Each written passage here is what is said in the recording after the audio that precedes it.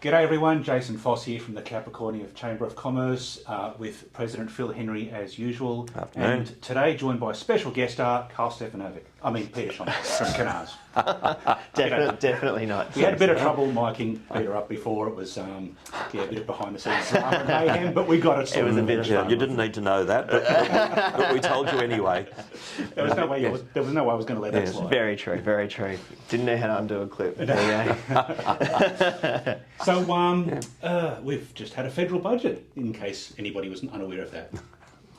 That's my contribution to the conversation this afternoon. Thank you, Jason. Well, I think that sets the scene quite well. Yes, we had a federal budget. They happen every year, and they happened this year as well, or it happened this year. So that's why we've got Peter here, is to do a little bit of deconstructing on it. So we might approach this in a couple of bites, I think, Peter. Sure.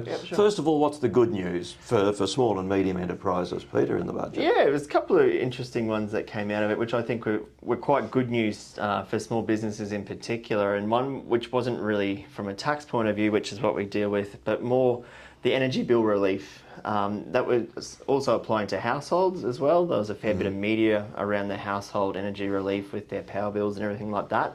But there's also a small $650 allowance for small businesses in their energy bills as well, when their energy concession is less than 100 megawatt hours. So quite a small concession, but we'll take anything from that point of view. But it's very important to realise that in the media it was all very much hyped up as households and things like that, whereas there was a little bit in it for small businesses as well. The big one was good, but also not quite so good as well, which is what we call the instant asset write-off, whereby you obtain a tax deduction for purchasing capital assets. Now, historically, it used to be $1,000 a long time ago. It went up to $30,000. I might get this slightly wrong, but then it was $150,000 at one point, and then during COVID they made it unlimited. So you could have bought, or some of our clients bought trucks, $1 million pieces of equipment, and received a full tax deduction for that. Okay. So they never paid any company tax at that point in time because they invested so much in capital equipment. Down the track, it would have caught up to them. But that was always going to fall off at the 30th of June 2023 as part of the legislation, and there was never any talk about it at all as to whether they're going to renew it, what the amount was going to be. So to get some certainty around it, in that now it's $20,000 per asset, so it's important to remember that it's not overall for the year, it's $20,000 per asset that you can receive a tax deduction for with the instant asset write-off. So a great example is that you could buy 20 pieces of equipment for 10 grand. You will receive 20 times $10,000 with the instant asset write-off. So it's a common misconception people have is, I can only claim 20 grand once throughout the year, but it's 20,000 per asset. So just keep that in the back of your mind. Whereas previously everyone thought, you can just claim it all because it was unlimited. Is it still the case that it's got to be sort of delivered and in place before the end of the financial year as well? Correct, yeah. So paying a deposit on something's no good, you've got to actually have it. Have it, yeah. But it's also especially timely given this time of the year as well, is that if you are thinking of purchasing something over $20,000 and you can get it before the end of this financial year, it could be hard depending on what it is. Obviously, it's hard to get gear, but don't wait. And if you were going to do it in July or August, it might be beneficial to sneak it in this financial year and get a full tax deduction, whereas next year it goes into what is called general pooling from a tax depreciation. So you receive 15% in the first year and then 30% in the years after on a diminishing basis. So and that's basically the way it used to be, isn't it? Way it used to be. But it's important that you still get a tax deduction for it. It's just over a number of years rather than bang up straight up front. Yeah, so I thought that was quite, the amount you could argue is enough, not enough, what it might be. But at least now we know that, hey, it's not $1,000 like it was going to be. They've actually upped it a little bit to make those other assets sort of deductible, like computers and things like that. But yeah, as Phil said before, no Dodge Rams are getting tax deductions anymore. So the ute index, that's right. So no, that was quite good. The other interesting one that came out was 120% tax deduction for energy efficient assets. So if you're investing in anything solar or anything that's energy efficient. Now, the definition of that hasn't really come out. All they pretty much said is an investment in energy efficient assets, you'll receive a 120% tax deduction for that. And that's for businesses with a turnover up to $50 million, which is probably most of our sort of listeners anyway. So that's quite handy, just to try and get some more energy efficiency in your business and things like that.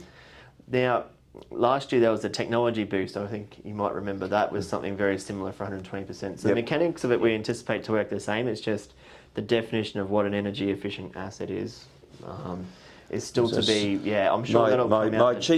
My cheat sheet says support electrification and more efficient use of energy. So, yes. There'll be a fair bit of detail. The ATO especially, like they produce a whole lot of fact sheets and things like that, which are really quite detailed when these things come out. So when do we expect to see those? Usually they'll probably bring something out maybe July, August. But I mean, it could come earlier, but sometimes it does take a little while for it to come through. Cool. I've got a couple here. I don't know if they've crossed your desk yet, Peter. Now, this is from Business Chamber Queensland. It's a couple of programs. So the Industry Growth Program. Grants of $50,000 to $5 million to support SMEs and startups to commercial ideas and grow their operations.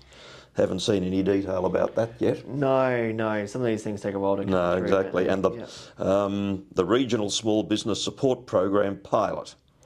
2.3 million for all of Australia there, so it's not going to go very far, I don't think. No, but you have to see what the detail is, isn't it, really, first. Like, they announce a whole lot of things in the budget, and then you see it trickles down in the following. I think anything, from our perspective, I think anything that's got the word regional in the title is probably something that, attracts the attention, if nothing else. With those grants, and we've had a bit of experience with that, the first ones that came out around COVID just got snapped up by the Southeast, like, very quickly, because there's a whole lot of professionals that were doing it. And then ever since that first lot, they've really said they have two bands, and they actually physically showed on their website to say, this much has been chewed up by Southeast Queensland Regional, you have this much that you can use. So I think they're really doing that quite well now, rather than just pure bang, Southeast grab it. Exactly. They've been doing, so I think, when they put regional in it, it just sort of helps out. Exactly right.